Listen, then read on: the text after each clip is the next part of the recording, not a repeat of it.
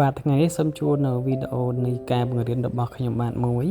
ដោយមានការចូលរួមអង្កេតអធិការកិច្ចដោយផ្ទាល់ផងដែរពីប្រធានក្រុមបច្ចេកទេសរបស់ខ្ញុំបាទគឺលោកគ្រូទូចធីរិតគាត់កំពុងតែអង្គុយនៅតុខាងក្រោយគេបំផុតហ្នឹងបាទដែលមើលទៅ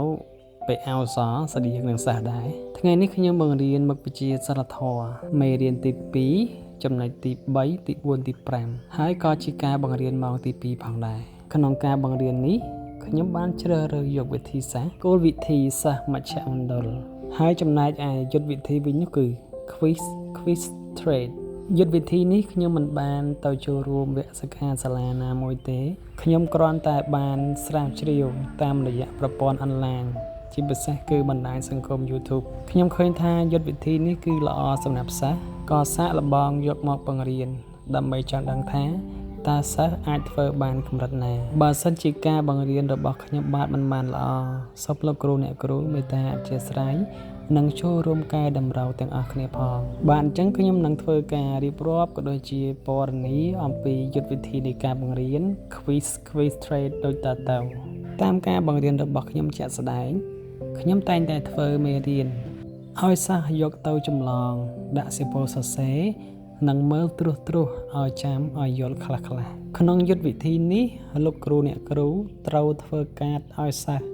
ម្នាក់មួយសន្លឹកកាតនោះគឺជាកាតសំណួរដែលម្ខាងជាសំណួរម្ខាងជាចម្លើយដូច្នេះក្នុង1ម៉ោងសិក្សាលោកគ្រូអ្នកគ្រូចង់ធ្វើប៉ុន្មានសំណួរក៏បានដែរអាស្រ័យទៅលើលោកគ្រូអ្នកគ្រូចង់ឲ្យសិស្សចេះសម្រាប់ម៉ោងសិក្សានេះខ្ញុំធ្វើត្រឹមតែ3សំណួរប៉ុណ្ណោះហើយកាតដែលខ្ញុំធ្វើគឺមានចំនួន40សន្លឹកសម្រាប់សិស្ស40នាក់នៅពេលបង្រៀនគឺយើងគោរពទៅតាមកិច្ចតែងការរបស់យើងធម្មតាគឺមានជំហានទី1ជំហានទី2និងជំហានទី3ក្នុងជំហានទី3នេះលោកគ្រូអ្នកគ្រូធ្វើទៅតាមធម្មតានៃការបង្រៀនរបស់លោកគ្រូអ្នកគ្រូគឺហៅសិស្សឡើងអានបញ្យល់មេរៀនដល់សិស្សសួរសំណួរចម្លើយផ្សេងបន្ទាប់មកនៅពេលដែលដល់ចំណុចពិភាក្សាក្រុម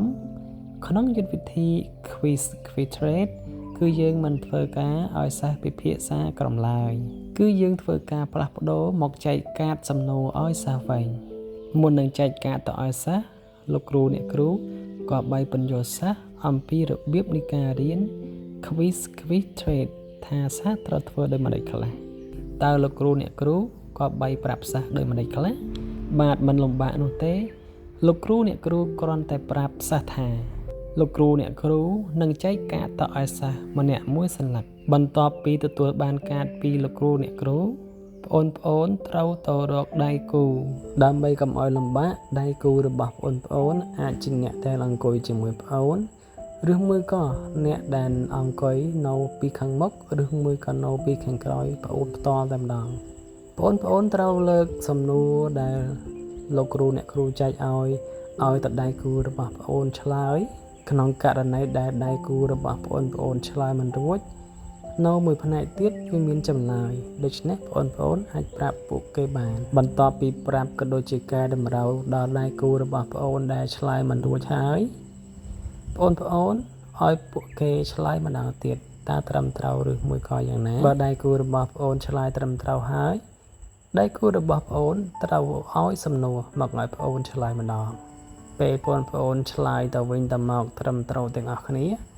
ប្អូនអាចទះដៃគ្នាហើយនិយាយថា yes បន្ទាប់មកលើកដៃឡើងលើហើយស្រែកសួររកមិត្តភក្តិឯទៀតដែលធ្វើដោយប្អូនចប់រៀបរាល់ដើម្បីដោះដូរគ្នាក្នុងការបានឆ្លើយនៅសំណួរថ្មីបន្ថែមទៀតអូនអាចធ្វើបានបែបនេះហើយអាចដើរចេញពីតុដើម្បីទៅរកដៃគូឲ្យបានកាន់តែច្រើនកាន់តែល្អធ្វើបែបនេះរហូតទាល់តែអស់នាទីដែលលោកគ្រូបានកំណត់ប្អូនណាដែលដូរដៃគូបានច្រើនជាងគេប្អូននោះគឺខ្លាចជាអ្នកឈ្នះដូចនេះដំណើរការនៃការធ្វើ quiz trade របស់សិស្សានុសិស្សក៏ចាប់ផ្ដើមពួកគេនឹងចាប់ផ្ដើមធ្វើតាមការណែនាំរបស់លោកគ្រូអ្នកគ្រូ